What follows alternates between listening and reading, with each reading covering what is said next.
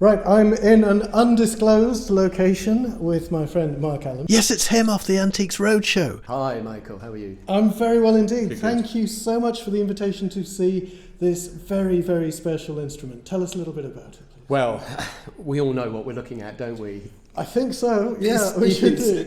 This is an iconic Gibson 1959 Standard Burst. I'm calling it the Morgan 59 because it belonged to a gentleman called James Llewelyn Morgan. He was a musician in the 70s, 80s, 90s, sadly passed away last year.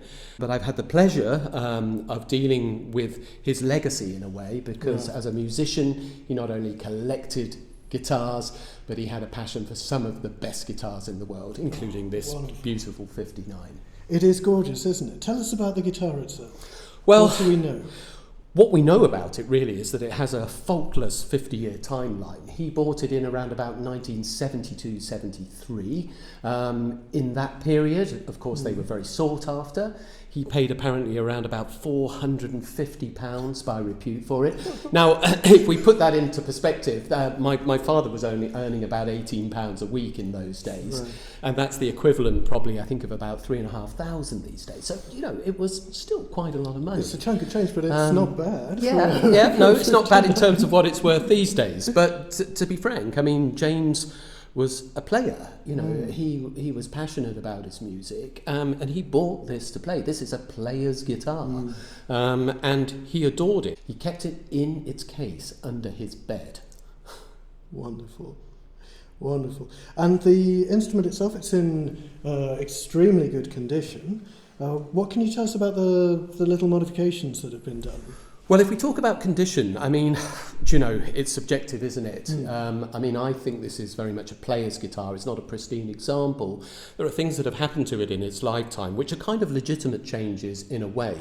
It's got a snake bite and some holes in the end, so it was obviously fitted with a Bigsby tremolo at some point. Now, we're not sure whether that was factory fix, but it could have been. So, of course, because of that, the bridge has been modified, and I think the bridge and the tail stop are probably from an early 60s Gibson, to be honest with you.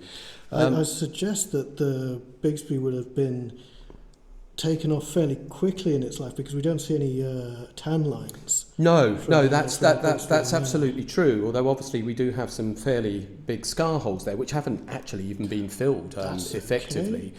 Also, it's had a number of other things done to it. It's got a couple of extra holes and some refinishing on the side where the strap buttons have been moved about and things.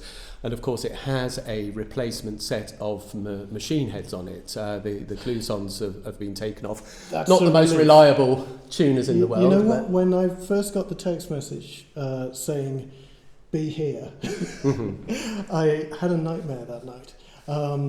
Many years ago, I was restringing a Gibson F2, I think, mandolin from the 1800s, and they had those really frangible machine heads. This thing turned to dust between my fingertips, and just...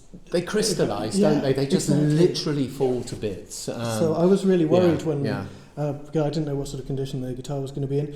I saw the Grovers on the headstock, and okay, it may not be original, but they are beautiful, they're functional, and let's face it. Well, they're kind of a necessary change if you're a serious player, really. It's very interesting because this guitar was maintained by luthier Graham Noden, who's kind of pretty well known in the guitar world.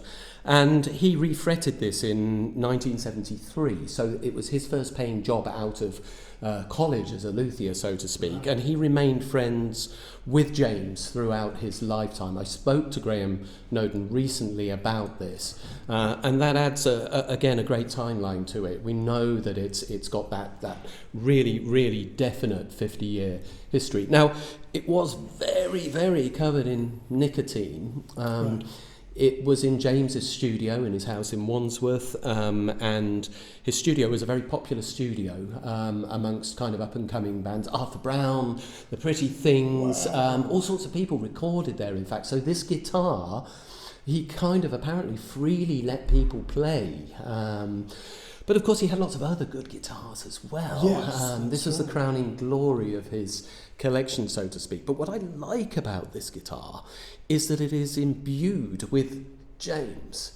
And the honour of dealing with this, and for the family as well, and being able to offer it back into the marketplace again, is that I feel like I'm doing something that James would have really, really wanted. I know that he would want someone else to enjoy it. And, you know, he knew that it would become a very, very valuable guitar, but he said up until his dying days that he wouldn't be parted with it.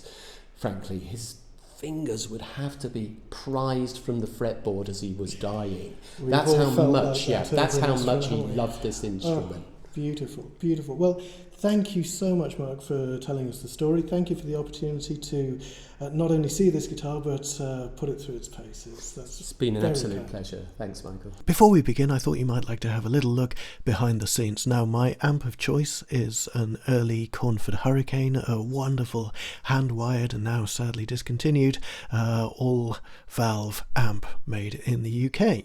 This was captured with the now classic combination of a Royer ribbon mic and an SM57 dynamic. Start off with, you'll hear me just warming up a little bit, and here we go.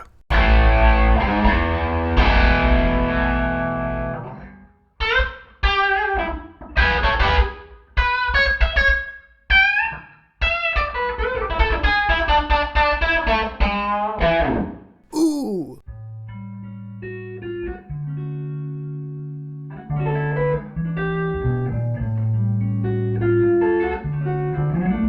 Oh yes, jazz on the bridge pickup of a Les Paul. It shouldn't work, but it does on this guitar.